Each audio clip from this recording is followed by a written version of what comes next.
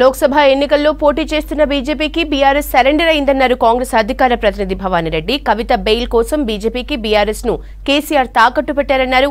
అందుకే బీఆర్ఎస్ ఎక్కడ ప్రచారం చేయటం లేదని విమర్శించారు. సీఎం రేవంత్ పై బీఆర్ఎస్ నేతలు లేనిపోని నిందలు వేయటం సరికాదన్నారు. సీఎంగా ఉన్న రేవంత్ రెడ్డికి పార్టీ మారాల్సిన అవసరం ఏముందని ప్రశ్నించారు. ప్రతి ధాన్యం గింజను ప్రభుత్వమే కొంటుందన్నారు భవానీ రెడ్డి.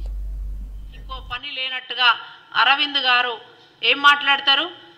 రాబోయే రోజులల్లా రేవంత్ రెడ్డి బీజేపీకి వస్తాడు, ఇట్లా ఉల్టా సీదా మాటలన్నీ మాట్లాడుతూ ఉన్నాడు.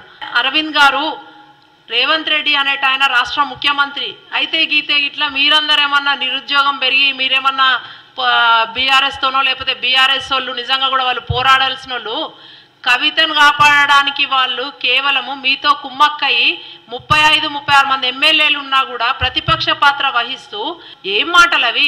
అయితే గీత నీకేమన్నా అక్కడ ఇప్పుడు ఓడిపోయినాక నీకేమన్నా రాజకీయ నిరుద్యోగం గిట్ల ఏమన్నా అయితే మేమేమన్నా చూస్తామేమో కానీ మీ దగ్గరికి మేము వచ్చే పరిస్థితి లేదు. మీరేమన్నా మా పార్టీలో జాయిన్ అవుతారో ముందే ఆలోచించుకోండి.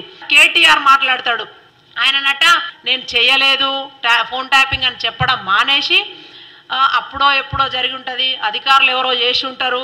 సో మీరు ఇంకా ఎన్నిసార్లు అసలు నిన్న ఏమన్నా నోరు తెరిస్తే లైట్ డిటెక్టర్ పెట్టండి, నార్కోటిక్స్ టెస్ట్కి నేను సిద్ధము, నేను ఎలాంటి వాటిని ప్రోత్సహించలేదు తెలంగాణ రాష్ట్రంలో, మా నాయనకు కూడా సంబంధం లేదు, మా ఫ్యామిలీ అంతా మేము కడిగిన ముత్యాలము అని ముత్యాలం అని చెప్పి మీరు ఎక్కడ కూడా